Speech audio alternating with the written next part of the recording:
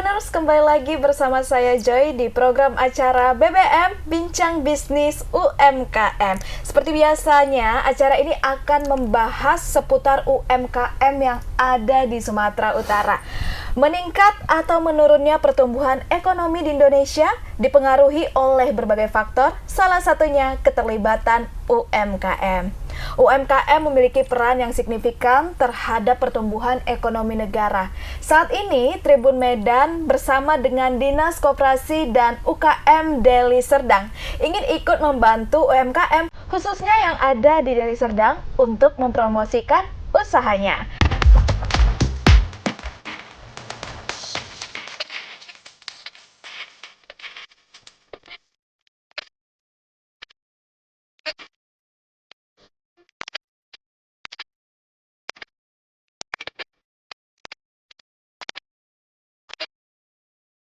Sebelum itu, Joy mau kenalin dulu para narasumber kita ya. Yang di sebelah kiri Joy ini ada Ibu Dokteranda Haja Miska Gewasari MM selaku Kepala Dinas Koperasi dan UKM Deli Serdang. Halo Ibu. Halo Joy. Nah, dan yang di sebelah Ibu Miska ada Pak Hairul Mizan, pemilik Tempe Daun Berkah. Nah, apa itu Tempe Daun Berkah ini nih ya Pak? Iya. Usaha benar, kita ya? Benar. Nah, Bapak apa kabar? Baik, alhamdulillah sehat. Oke, sebelum kita mulai cakap-cakap kita kali ini, saksikan dulu video berikut ini.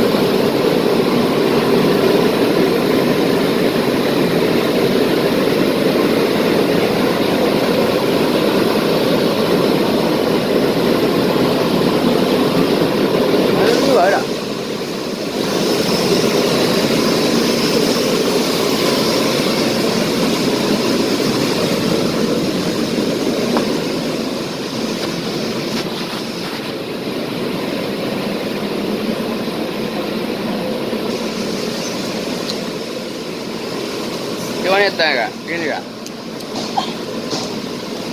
Ini cuma ada nama kak? Ini kira-kira berapa hari? Kira kak? Ini dicetak untuk 2 hari.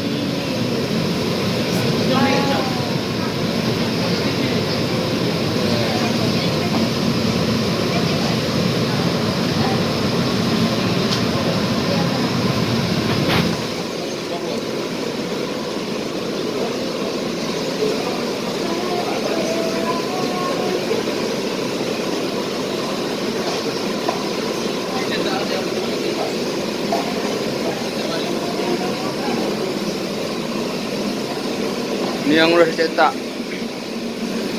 dari peram.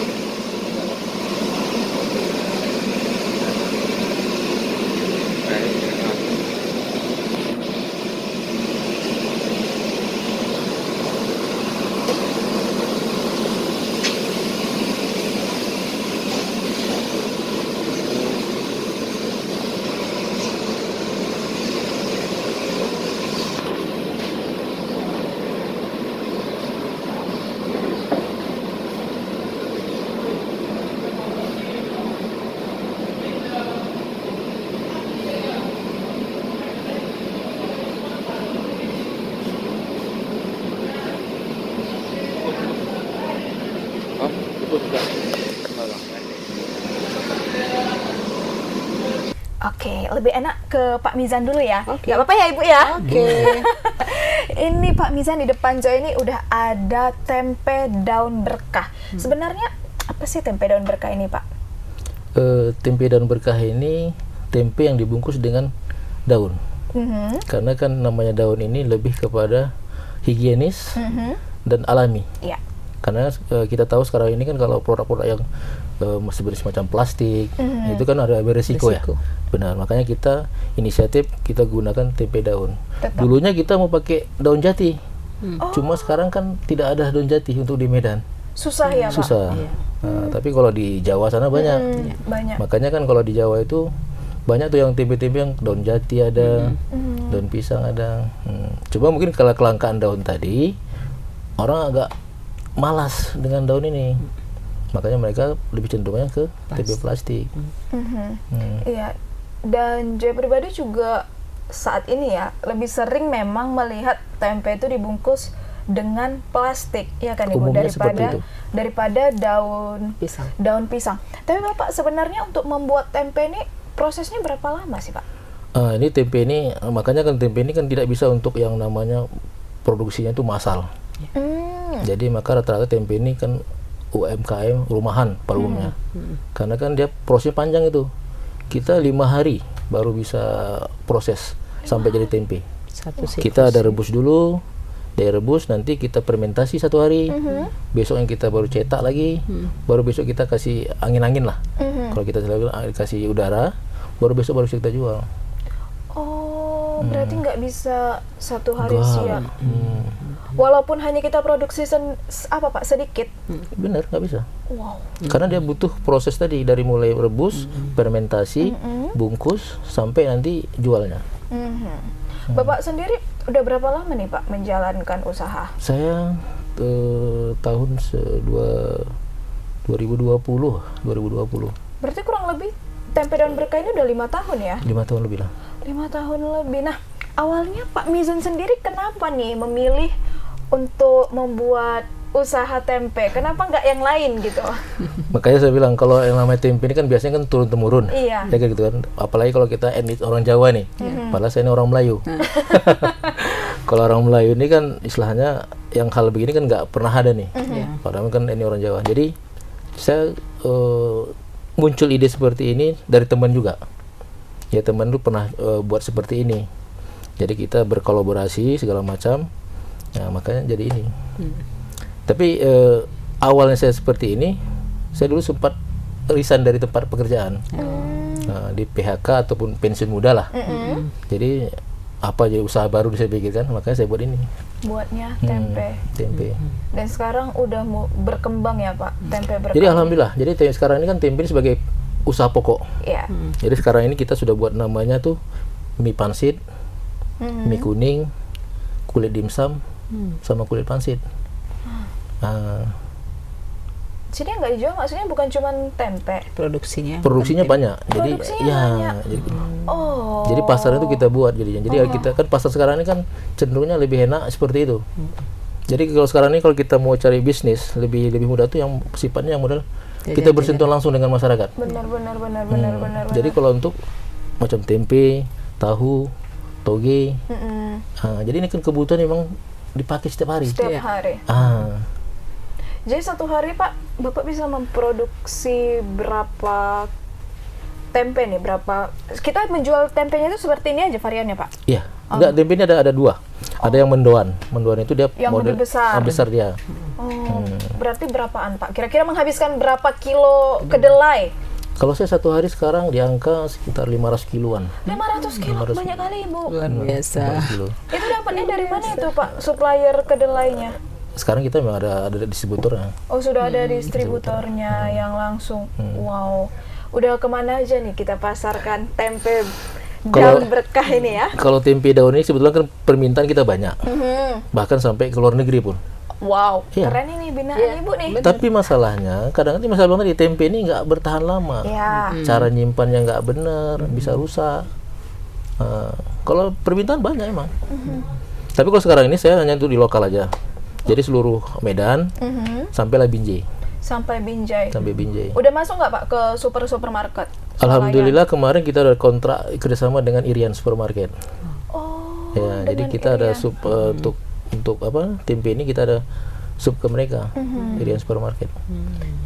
Bisa tuh, mana tahu Tribuners ya yang penasaran sama rasa tempe daun berkah, atau mana tahu nih Tribuners ini udah pernah coba ya kan, ini nih pemiliknya yang sering berseliweran kan tempe daun berkah.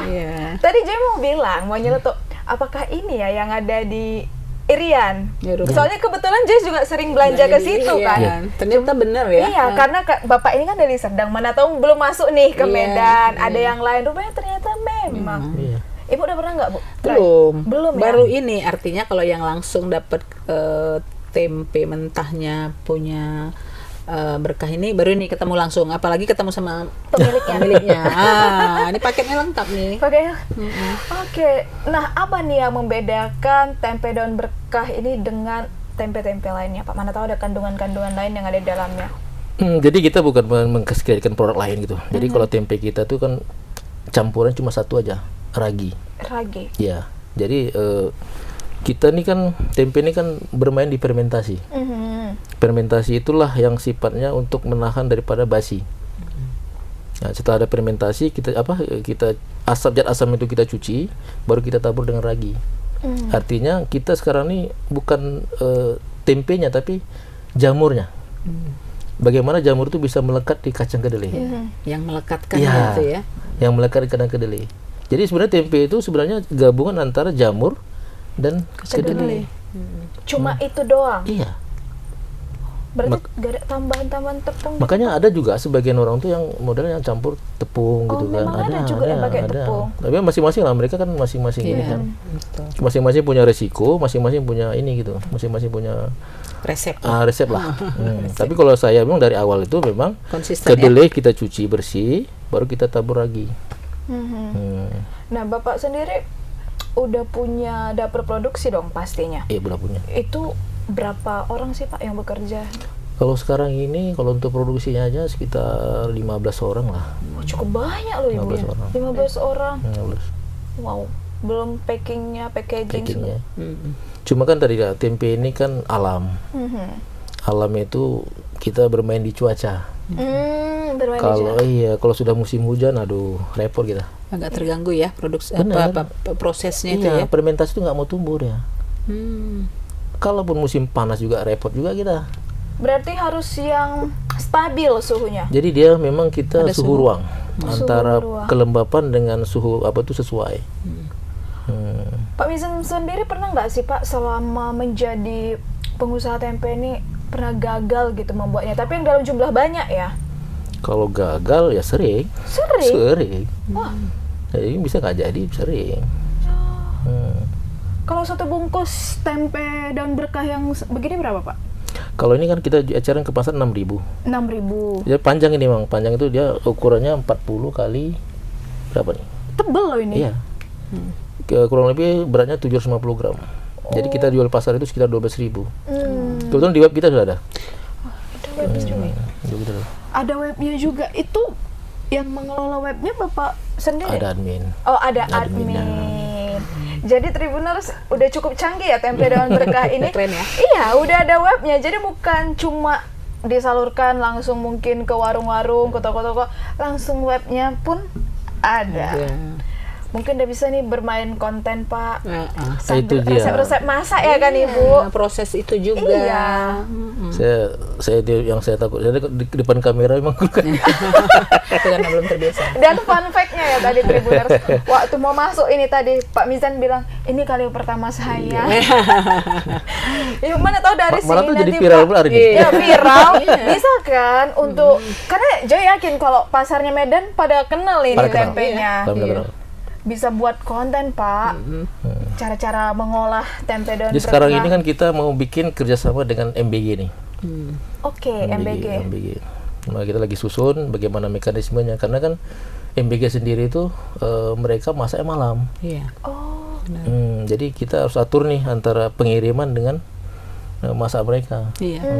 Jadi nggak rusak dia ya. Nggak rusak dia. Prosesnya. Inilah makanya masih kita atur bagaimana cara mekanismenya, cara buatnya gitu. Kalau ya memang wajar lah, namanya MBG itu kan untuk makan pagi, Iya. kan nggak mungkin masaknya pagi. Betul. Kan mereka gitu Nggak kan. keburu. Nggak keburu. Jadi kalau produk-produk yang sifatnya tahan di freezer mungkin bisa. Iya. Tempe ini nggak Nggak tahan di bisa. freezer.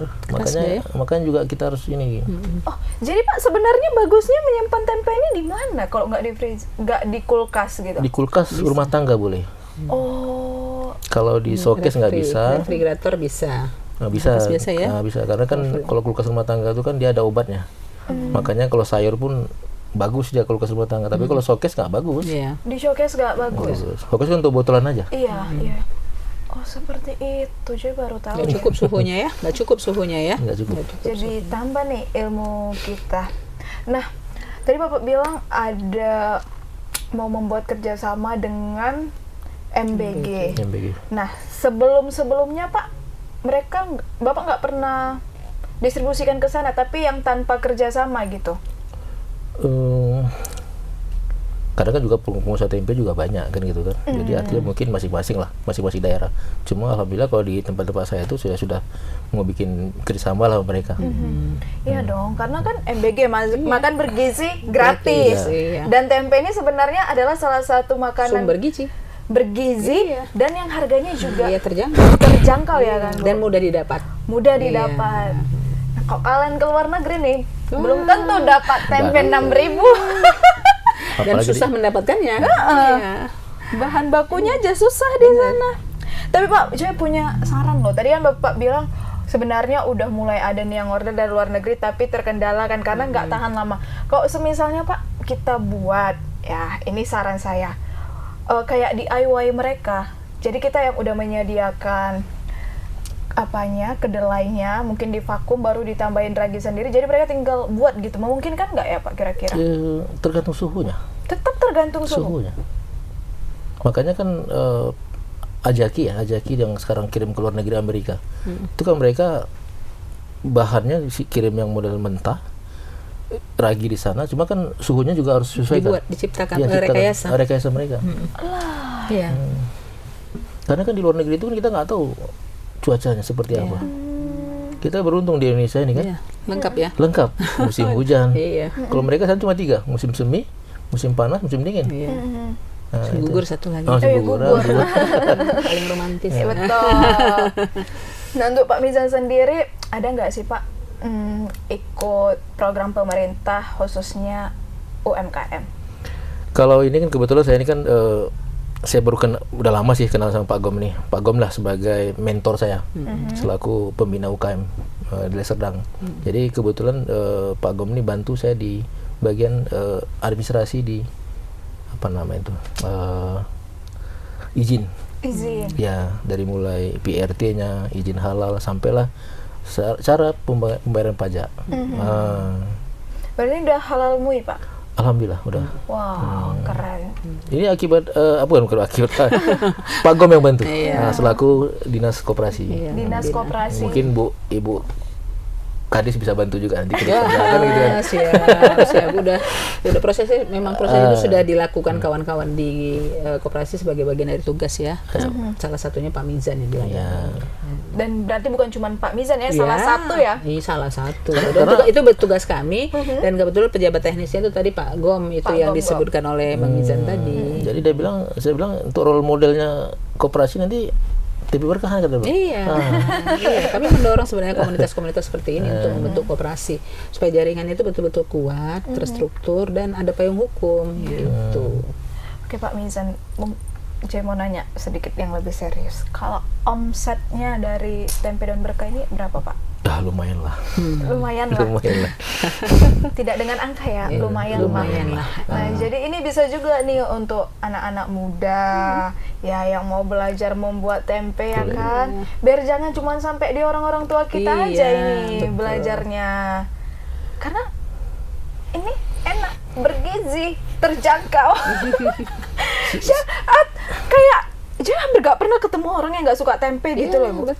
Betul, kecuali ada alergi ya. Iya, beda cerita kalau alergi. Coba tanya, ini diturunkan nggak resepnya ke Iya, anak-anak? diturunkan nggak, Pak?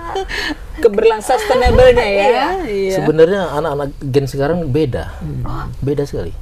Dia lebih cenderungnya suka yang model-model lifestyle-nya model streaming seperti ini ya kan, model-model YouTube. Kayaknya anak-anak sekarang nih cenderung kayak gini udah malas. Justru belajar sama saya anaknya Benar. untuk bisa bagaimana dia mencintai produk-produk kearifan lokal tapi dengan cara kekinian. Inilah tugas dinas koperasi nanti Iya, bagaimana. itu yang mau saya sentuh. Benar itu. Tambah lagi Ibu tugasnya. Iya. Karena sekarang ini anak-anak remaja sekarang ini yang ke sawah sudah nggak mau, yang ke ladang sudah nggak mau. Apalagi yang seperti ini sepele dia. Ya kan, ini aku main YouTube dia bilang kan ada gajinya. Padahal ya. Padahal ini luar biasa loh. Betul. Saya dibandingkan dengan kerjaan dulu dengan sekarang ini, alhamdulillah sekarang lah. Oh iya ya. Ya. Kalau ini ibaratnya kata orang tadi bisa menghidupi 30 orang karyawan, ya kan? Kita bisa juga mendapatkan hasil. Dulu namanya pekerja, Ya. sekarang namanya pengusaha. Pengusaha. Tapi beda sama pedagang Bu ya. Nah, beda. Beda. Pedagang belum tentu pengusaha. Ya. Oh, begitu ya tadi benar. Semakin berat pembicaraan. Oke, yang berat-berat. Pengusaha itu dia nggak tahu rugi, Iya. yang penting dia buat aja. Iya. Kalau pedagang pasti hitung langsung. hitung langsung dia. Oh, dihitung-hitung. Hitung-hitung. Mentalnya tuh berbeda ya. Iya. Nah, karena kita udah bahas berat-berat, udah cocok nih kita move ke Ibu Miska. Kasih bebannya ke Umi sekali berat-berat lah. Bu Miska selaku Kepala Dinas Koperasi dan UKM Deli Serdang nih. Program seperti apa sih yang udah Ibu lakukan bersama teman-teman untuk meningkatkan daya jual UMKM di masyarakat? Iya, jadi pertama, Coy, Ibu mau bilang, Ibu belum melakukan apa-apa. Tapi Dinas Koperasi sudah banyak melakukan apa-apanya. Karena kebetulan masa tugas Ibu masih baru 3 bulan, tapi Ibu melihat bagaimana ada kok roadmap pengembangan UMKM di Kabupaten Deli Serdang yang diampu oleh Dinas Koperasi. Jadi Dinas Koperasi itu dengan Dinas Koperasi UKM. Jadi kita menangani dua urusan, koperasi dan UKM, meskipun di lapangan ini seringnya berarsiran nih. Sama seperti tadi Bang Mizan kan, dia sudah punya usaha sebagai pelaku UKM, lalu untuk menguatkan keberadaannya mereka bentuk koperasi. Jadi memang agak sulit memisahkan tuh interaksi di lapangan antara koperasi dengan UKM, bisa saling membutuhkan. Nah, fokus kepada peningkatan kualitas UMKM, terutama untuk meningkatkan kualitas produksinya, kuantitas penjualannya gitu ya, dari sisi penjualannya ada berbagai program dan kegiatan pengembangan UKM di Kabupaten Deli Serdang, baik dari sisi peningkatan kualitas produk, manajemennya, kemudian membangun jiwa kewirausahaannya. Jadi kita ada berbagai program pelatihan, dan program-program pelatihan itu juga dilakukan. Kami juga mendatangkan narasumber, pemateri itu yang memang kredibel, yang memang diakui gitu kompetensinya. Kenapa? Ini kan bukan urusan hanya membagi ilmu, tapi bagaimana ilmu yang diberikan kepada UKM itu dipastikan dapat membuat UKM itu berkembang. Secara umum UKM pada umumnya lah itu data Indonesia juga, data provinsi juga, dan data Deli Serdang. Kita sebenarnya pelaku-pelaku usaha kita ini masih kategorinya kan mikro. Mikro itu dalam arti rata-rata masih rumahan, omset sama asetnya juga masih kecil gitu ya. Tapi mereka terus ada loh. Dengan apa? Dengan tadi resep nenek moyang. Ya, resep nenek moyang, ada peluang ada kayaknya kalau saya jual pisang goreng di sini ini akan laku ya. Hanya seperti itu kan motivasinya. Seiring berjalan, ini kan sebenarnya mereka sudah butuh kita. Butuh Dinas Koperasi UKM untuk menjadikan yang tadinya namanya tukang pisang goreng menjadi pelaku usaha UKM yang jual pisang goreng. Nah, gitu. Jadi itu yang saya ajak kawan-kawan di Dinas Koperasi UKM ini untuk mengubah itu tadi, merubah branding gitu. Jadi jangan lagi ada sebutan tukang pecel, tukang sate, tukang ini. Kesannya kan peoratif gitu ya, turun nilainya. Tapi begitu dikatakan ini pelaku UKM, usaha kuliner apa, pisang goreng, kan lebih keren kan? Tugas kita untuk ikut membantu brandingnya pelaku UKM. Dan itu kita lakukan berbagai pelatihan. Kemarin juga kami baru selesai melakukan pelatihan kewirausahaan. Kemudian ada pelatihan untuk pengelolaan, peningkatan kualitas produk-produk olahan buah-buahan, olahan umbi, turunan umbi. Deli Serdang ini potensi umbi-umbian kan luar biasa. Tuh, jangan hanya orang mengenal umbi itu ya cuma keripik, ya kan Bang?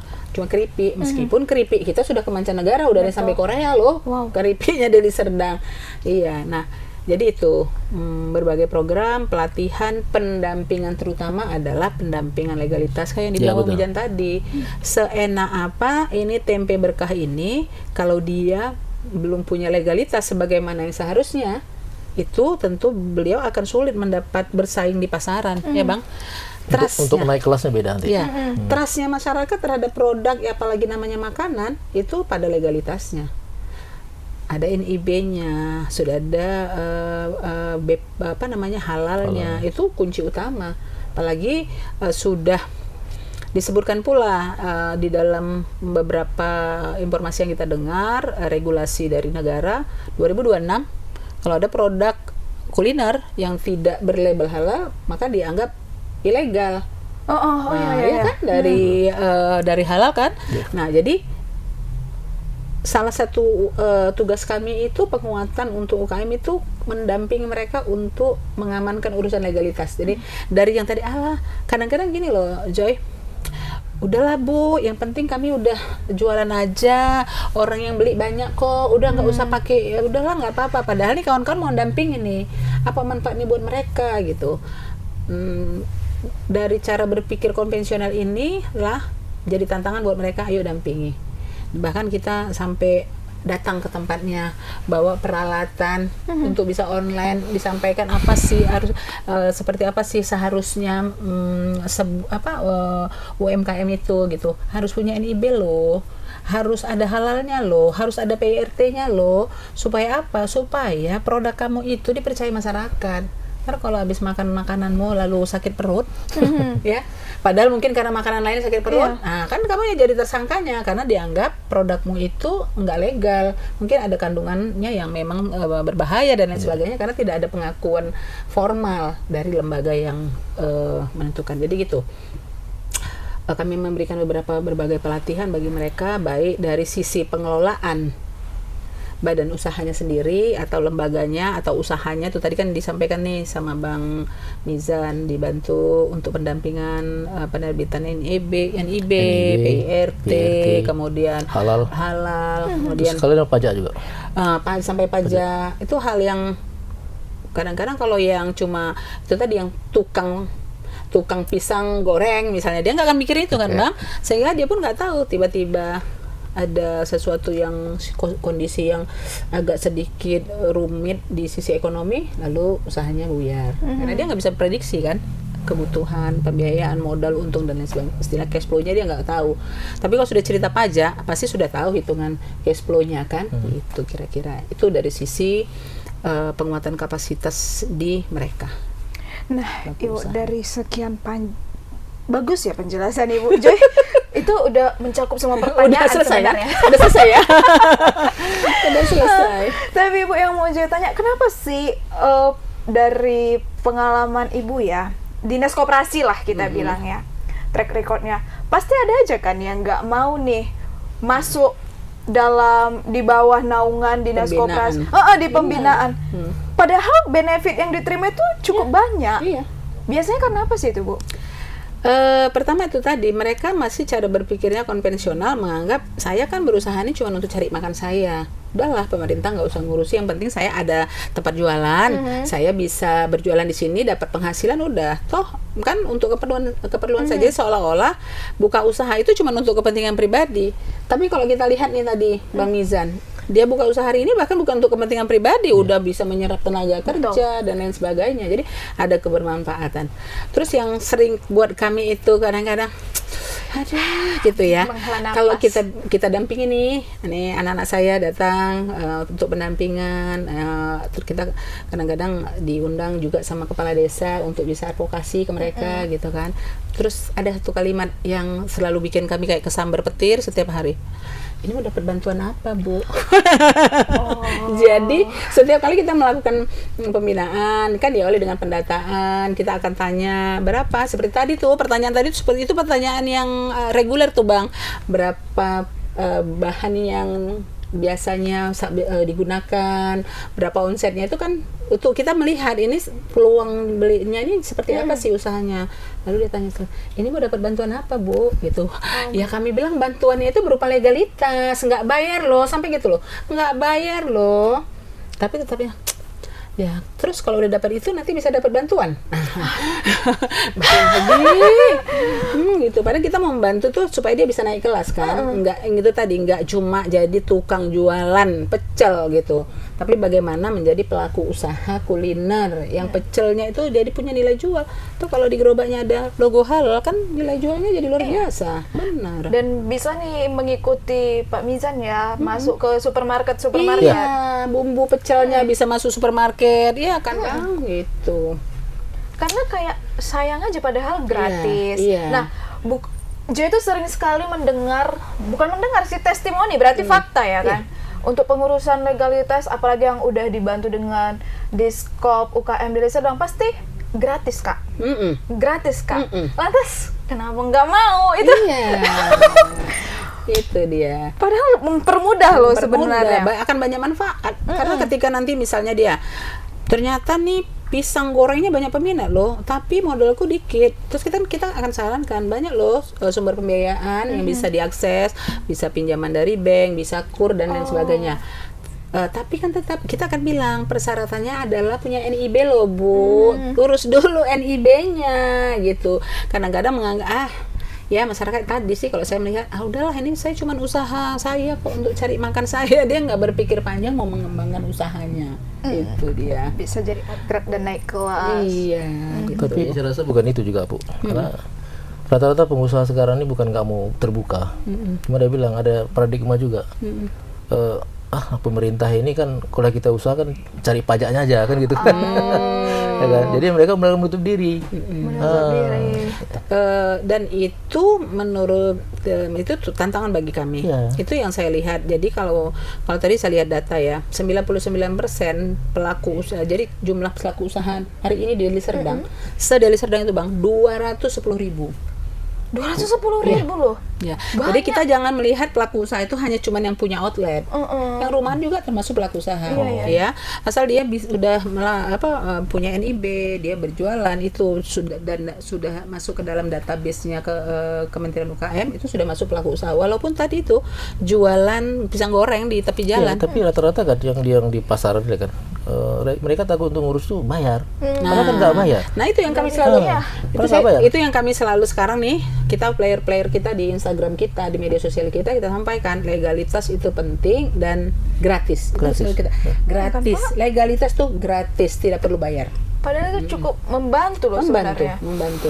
Dan kalau terkait pajak tadi, itu yang saya sebenarnya ingin mengajak kawan-kawan UMKM, kita harus bersama-sama lah membangun negara ini. Negara ini dibangun pakai pajak kan. Kalau sudah sampai kayak Bang Mizan, itu pastilah sudah bisa rekrut tenaga kerja, berarti kan pajak tahunannya pasti sudah aman kan Bang? Insya Allah udah aman. Nah, dan BPJS sudah ada. BPJS sudah. Keren Nah, pajak dari Bang Mizan yang berjumlahnya ribuan orang ini itu kan akan terkumpul menjadi modal kapital pembangunan yang akan balik ke masyarakat kan gitu. Artinya ketika ada semacam pemikiran nanti mengejar pajak, sebenarnya itu kan adalah kewajiban ya Bang dari usaha yang kita lakukan. Toh akhirnya disitulah letak sebenarnya kita ingin berbagi kebermanfaatan gitu.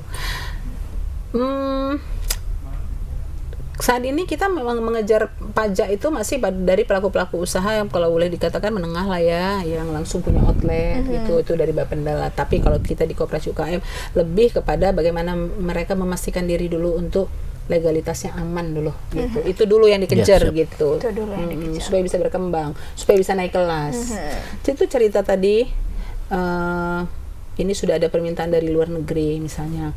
Kita pun kita menghadapi satu problem sebenarnya Joy, ketika produk-produk UKM kita ini kita yakin mungkin punya nilai jual di sana, tapi standarisasi untuk bisa menembus pasar internasional itu juga cukup berat. PR ya.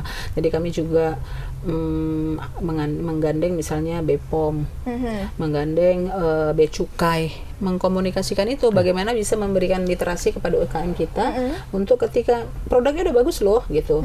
Tapi apakah ini sudah memenuhi standar nasional supaya pasar kita tuh, peluang kita untuk Asia Tenggara lah utamanya kan besar sekali sebenarnya. Karena tidak mungkin lebih gampang orang dari Karo membawa produk hasil pertaniannya ke Malaysia atau ke Singapura misalnya dibandingkan dengan kita kan dari ongkos produksinya kan, jadi itu juga yang bagian dari pembinaan kami. Seperti pertanyaan pertama tadi, apa saja ya, termasuk menggandeng berbagai kemitraan untuk bisa memberikan akses kepada pelaku usaha kita untuk menembus pasar, termasuk pasar internasional. Jadi sudah ada berapa pelaku usaha kita juga yang sudah eksis lah untuk UKM, ekspor UKM, produk UKM. Gitu. Cuma nanti kita kalau untuk ekspornya mungkin kita rubah konsepnya. Kita akan masak sendiri, kita buat sambal, oncom, kita kemas. Ya, bisa. Kitanya sudah bahan jadi kita kirim. Iya. Nah, Seperti maka itu. tinggal ibu koperasi lah. Kira-kira ada nggak peluang yang untuk arah-arah ke sana? Sebenarnya bisa. Tinggal itu tadi siap. Pelaku usaha harus siap dengan standar nasional tadi. Jadi kita akan minta BPOM untuk memeriksa, untuk melakukan berbagai